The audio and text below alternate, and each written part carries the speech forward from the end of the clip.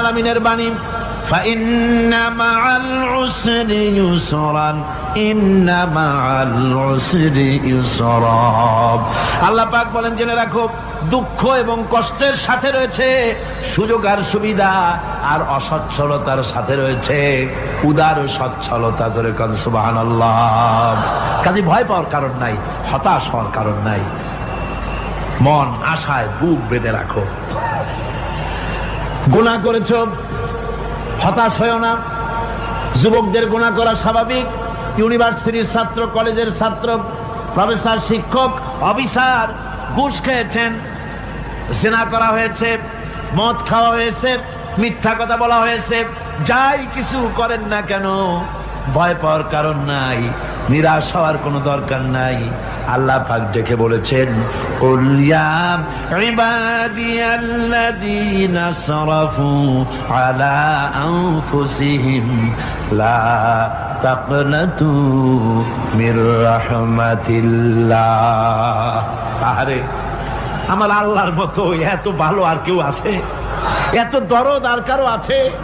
আমার আল্লাহ বলেন, ও নবী, আপনি শুনায় দেন, হে আল্লাহর বান্দারা, তোমরা যারা নিজেদের উপরে বাড়াবাড়ি করেছো, নিজেদের উপরে জুলুম করেছো, অত্যাচার করেছো, আমি আল্লাহর রহমত থেকে নিরাশ হয়ে যেও না। মানুষ যদি অপরাধ করে, বাপের সাথে অপরাধ করেছে, মায়ের সাথে অপরাধ করেছে, মা বাবা সন্তানের চাইতে এত বড় কল্যাণকামী তো আর কেউ নাই, কিন্তু মা বাবা কোনোদিন বলে না, আয় আমার ছেলে তোরে মাফ করে দেই, এরকম বলে নাকি?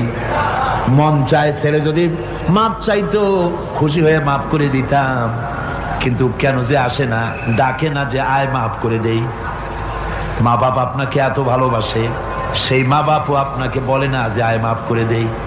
আমার আল্লাহ হচ্ছেন এমন আল্লাহ, আল্লাহ রাব্বুল আলামিন ডাকেন, এ বান্দা, খুন করেছিস ফিরে আয়, জিনা করেছিস ফিরে আয়, হত্যা করেছিস ফিরে আয়, চুরি করেছিস ফিরে আয়, কুফরি করেছিস ফিরে আয়, সুদ খেয়েছিস, ঘুষ খেয়েছিস, মদ খেয়েছিস ফিরে আয়।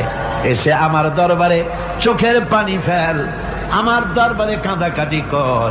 ইন্নাল্লাহা ইয়াগফিরুয যুনুবা জামিআ ইন্নাহু হুয়াল গফুরুর রহিম। আমার দরবারে চোখের পানি ফেলে কাঁদ, আমি রব্বুল আলামিন জিন্দেগি